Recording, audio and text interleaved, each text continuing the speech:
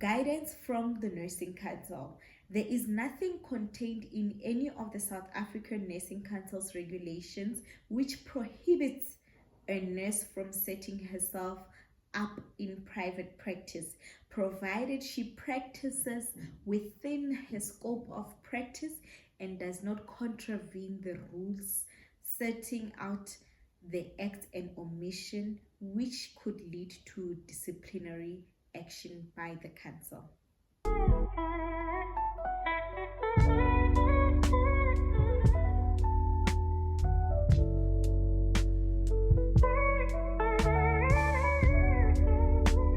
Hello everybody, my name is mmakomanemasetla and welcome back to my YouTube channel. If you're new here, welcome. Please don't forget to like, comment and subscribe, and for my returning soldiers, welcome back, my faves. It is always a pleasure to have you guys here around with me. I appreciate you taking time out of your busy schedules to watch my content. Okay, so today we are having something a little different. Today this video is mostly for nurses. Yeah, this information that I'm going to share here is for nurses, but if you are not a nurse and you'd like to know, then you can just stick around and watch the video and support your girl. Let's not skip ads as well, because that's how we support this channel. Okay, right. The topic of the day, as you would have seen by the caption of the video, we are going to talk about how to start your own clinic as a South African nurse in South Africa. Right, step number one, you obviously have to be a registered nurse. I don't know, maybe it may not be obvious, but you have to be a registered nurse to have your own private clinic.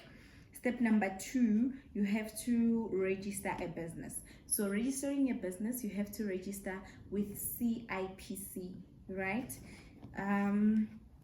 CIPC, I'm going to put it here on the screen for you to see. It looks green.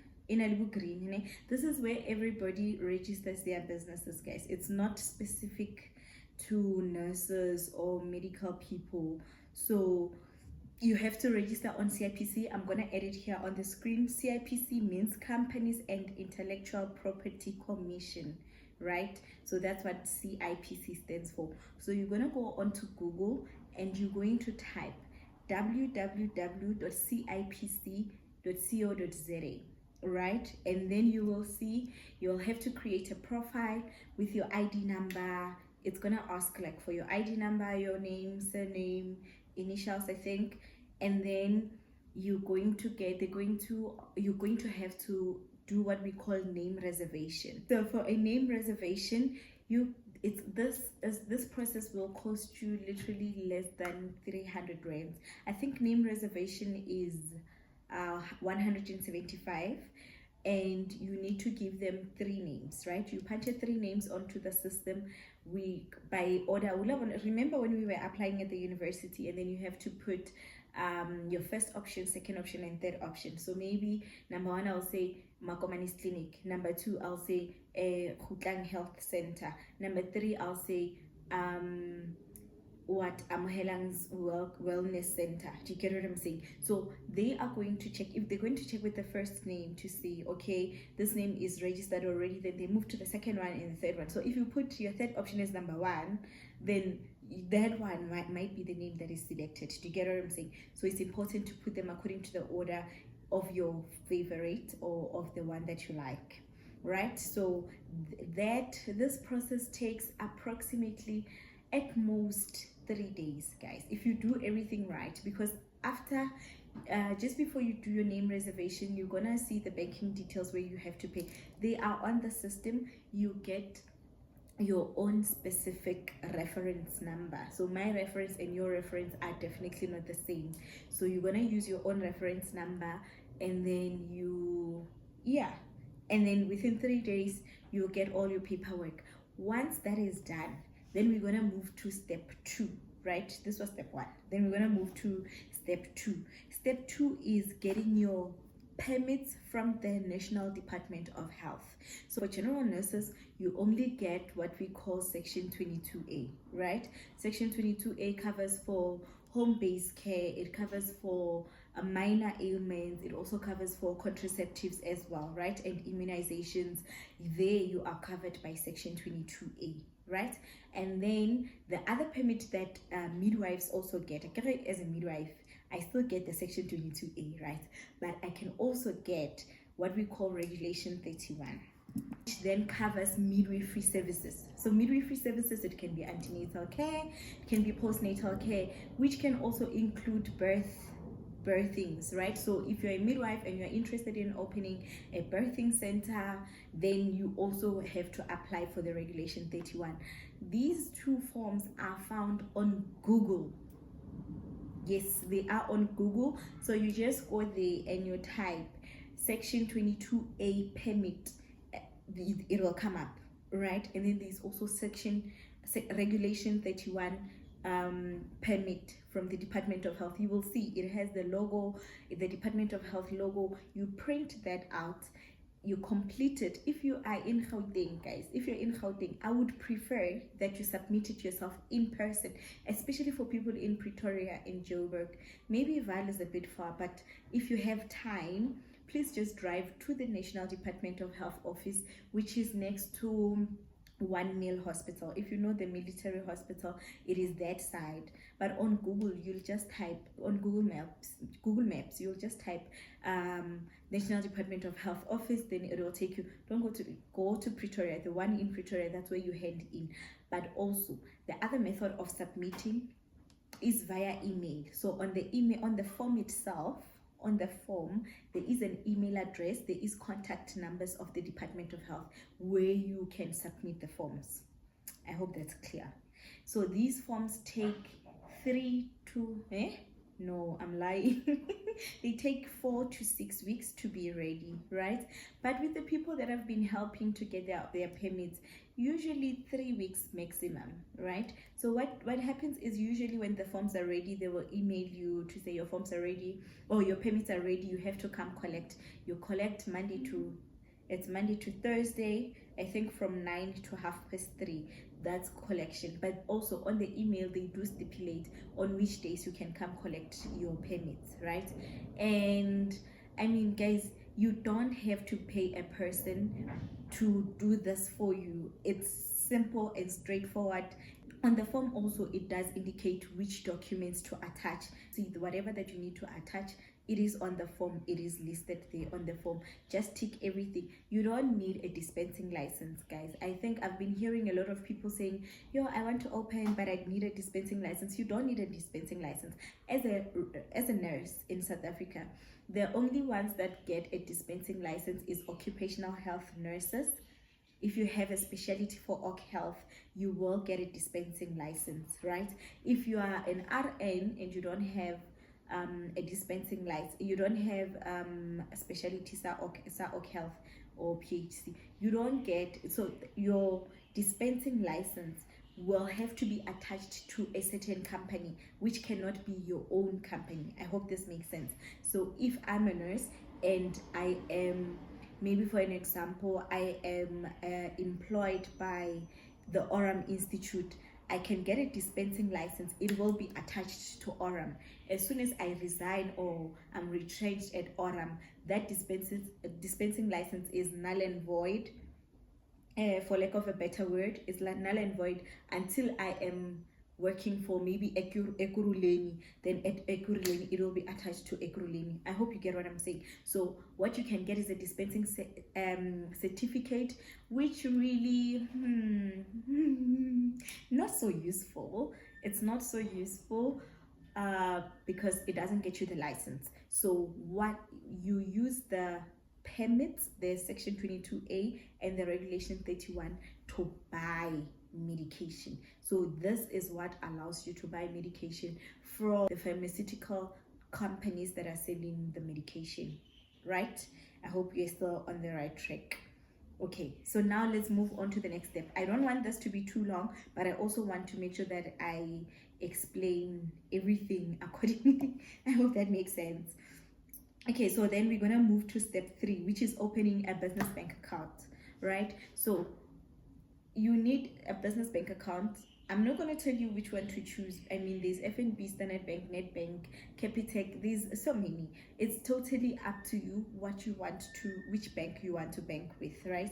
So when you open the business bank account, they are going to need the documents that you're going to get from CIPC. Hence, you cannot start by registering, by opening a bank account and then registering with CIPC. It has to be CIPC, then bank account. Do you get what I'm saying? And also, the name that you got that was approved by the by CIPC is the name that you're going to write on your permits, right? On your permit application forms, and is the name that you're also going to use at the bank, right? This one is straightforward. Opening a bank account, you go to the bank one day, it's all done. Because the cards come printed with your name, some of the cards, then you're gonna have to wait maybe for like a week for them to deliver your card, which is really not a problem, right? The step 4, then you're going to apply for what we call a practice number. So practice number, you apply for it from the Board of Health Funders, which is also on Google. Practice number application forms. You click practice number application forms, and then you will see there's different disciplines, right? For South African Nursing Council practitioners, and then you will see the application form for registered nurses. You complete the form, right? If you are currently working for government, you're going to need a declaration of AROPS, which I think your mphathi, your unit manager or your clinic manager and HR have to sign and give you a go ahead to be able to apply, right? But if you work in private or you're currently unemployed, you don't need AROPS, and then you just complete the form and then you submit it. The email address where you submit the form, it is on the form. On the form also, there is specific documents that they want, right?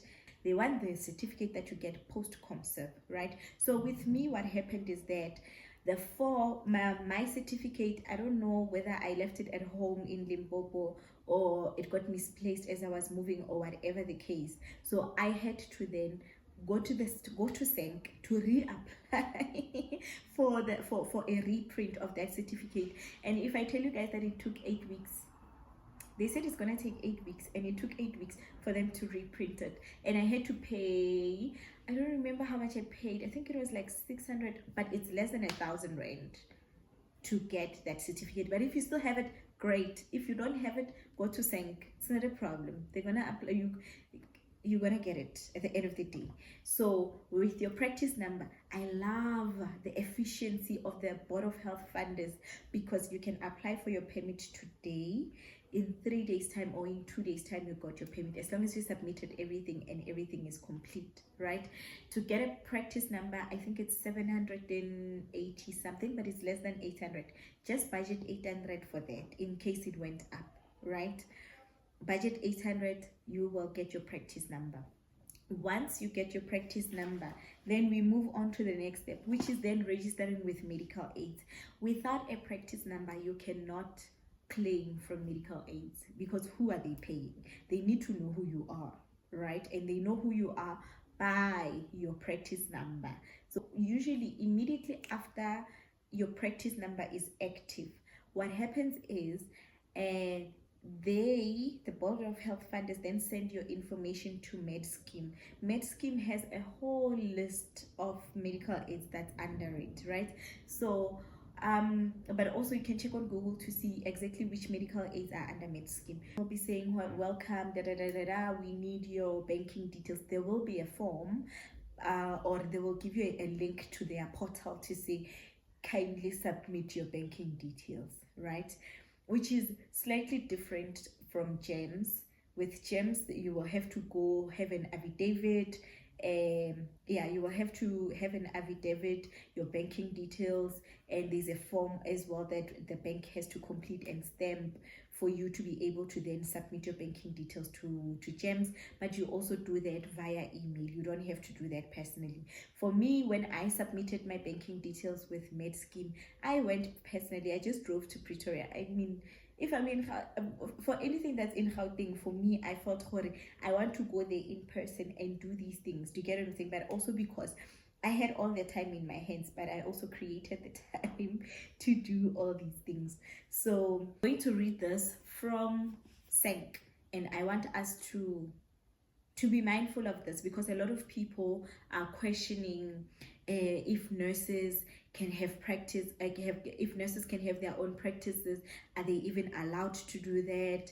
And even some of our nurses are criticizing us to say, hey manese apapa, why would you have your own clinic? What if there's an emergency? What if there's this? What if there's that? I'm going to read this from South African Nursing Council.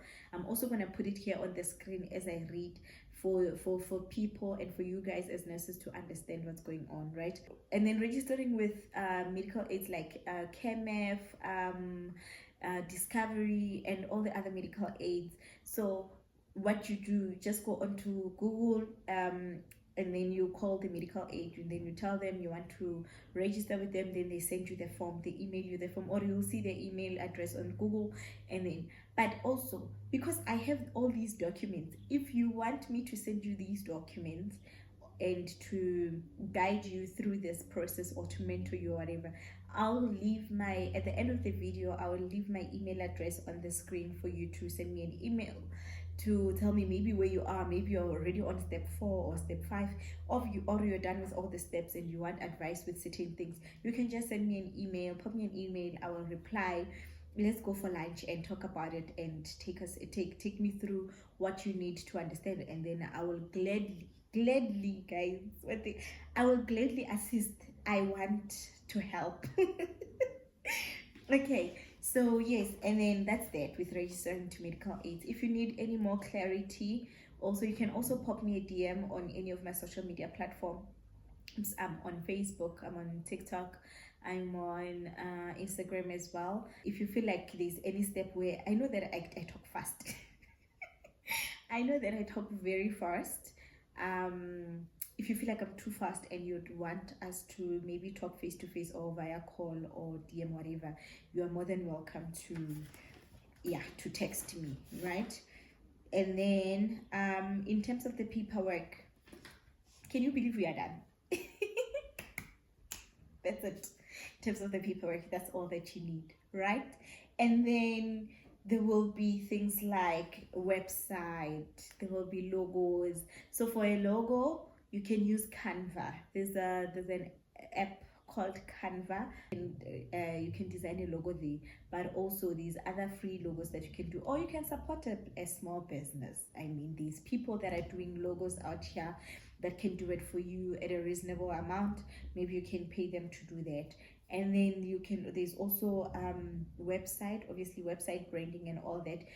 Because this is a company, you're building something that's going to grow and maybe even outlive you, right? So you want it to be nice, you want it to be done professionally. It also has to look professional. So rather get a person who can create a website for you and then take it from there, right? Usually they don't cost that much, but people, remember, if you pay 100 rand, you will get 100 rand's worth. If you pay 10,000 rand, you'll get 10,000's worth. So just get that information for yourself.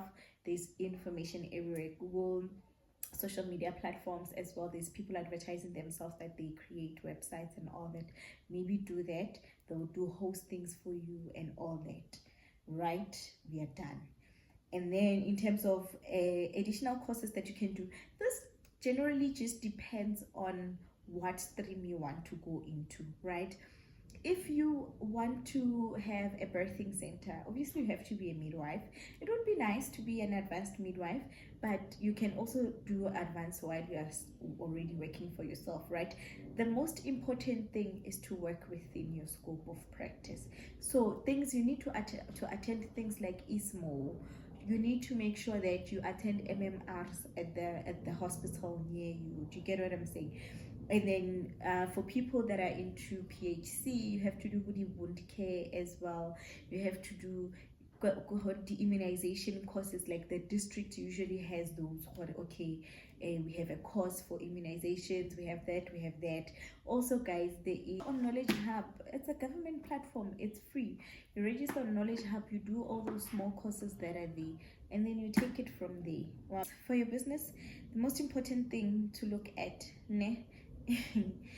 So you need to make sure that wherever you are thinking of opening your practice, you assess if they need that service or not.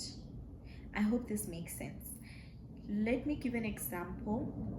Imagine I want to open an IV bar, right? If I want to open an IV bar and I want to open it in the middle of Alexandra Township, right? Not looking down on Alex, but then looking at the people in Alexandra, how many people are going to pay 1.5 for an IV? You have to look at it in a sense, you need to weigh your options. But then if you take that very same IV bar and you put it in Sandton, is it not going to do better? Do you get what I'm saying? You need to assess so that there's no mismatch between your services and the area that you are in. I hope this makes sense. The other thing that I've realized is that with PHC services, there is more money in busy places. So you need to, so when it comes to location, there's certain things that you need to look for. One of them being foot traffic. You need to assess if there's foot traffic. You need the number of people that can be able to access your practice. Now it needs to be accessible. It should be accessible whether via taxi or car, a person who's driving a car. And with people that are driving a car, is the parking safe? Is there safe parking? Just imagine now you're going to the clinic or to the doctor's rooms, but every second you're worried about your car outside. You're worried that is it safe? Do you get what I'm saying? So rather look for space that accommodates everybody. It's not too far from the taxi rank. People can walk from the taxi rank, and also there is safe parking for people to park their car without being worried about that. So usually places like this are locationing plaza, something like by Tembisa Mall or Pumlani Plaza in Tembisa, Zakani Mall. Do you get what I'm saying? Or Baledi Mall, like where there is, it's like a mall or ke plaza or ke complex. Already people in that area are coming in numbers to this place, which then speaks to foot traffic, right? Then that part is covered. Also, the plaza, at the plazas there's usually parking and it's usually safe, right? Safety is relative, but then it's safe parking. The important thing is the structure safe. If you're gonna be at a plaza, definitely the structure is safe, or at a mall the structure is safe, but the safety of the structure is important. I think I will go more into the location and other steps in the next video. For now, let's just get your paperwork right and then we take it from there. Also, when you're thinking of, if you're not a midwife, you don't like midwifery, why open a birthing center? If you are into beauty, you love beauty things, you love makeups, you like hair, you like nails and massages and all that, have an IV bar. Then you can go into skin, right? And then do these short courses that you can do for IV bar. There's IV training. I have a PhD also incorporating antenatal care. Do training for sauna. When I did sauna training, it was back in 2022. I was still employed at the time. Yes, it was in 2022 and I paid 3.5. The nice thing about scan is that the more you do it, the better you get at it. So Sank says, guidance from the Nursing Council. There is nothing contained in any of the South African Nursing Council's regulations which prohibits a nurse from setting herself up in private practice, provided she practices within her scope of practice and does not contravene the rules setting out the act and omission which could lead to disciplinary action by the council. There's nothing that prohibits you as a nurse. Do you get what I'm saying? Practitioners wishing to set up a private practice should consult the Nursing Act 2005, Act number 33 of 2005, and the above mentioned regulations. Printed copies of these documents can be purchased from the South African Nursing Council at the council rate applicable at the time of purchase. You can also download free copies from the website by clicking the links below. The most important thing is to work within your scope. The most important thing is to make sure that you don't chase money to a point that you're doing things that you're not supposed to be doing. Make sure that you are working within your scope of practice at all times. If there's any questions that you guys have, yeah, I think we've come to the end of this video, of this part of the segment. I'm going to create a series about the entrepreneurship, how to start your own clinic, like the journey of starting your own clinic or setting up your own clinic. So I'm going to need you guys to comment with your questions that you want me to address in the next video, and the next video will be uploaded next week Friday. So just comment, leave your questions in the comment section. Just before I record, I'll go through the questions and then I will answer them on video. I hope this makes sense. And if there's anything that I didn't cover, you can also comment and then I will talk about it in the next video. I just wanted us to get the paperwork part of it to be right. So you need to print the regulations from SENC and keep them in your office.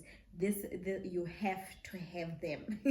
A SENC file that has all these documents in your office, so that when SENC comes to inspect, then they can find all those things in there. Okay, on the next video also I will be addressing how you can work with government in terms of getting stock from them, immunization, vaccines, and I'm a bit blocked because I'm coming up with a flu, but let's not focus on that.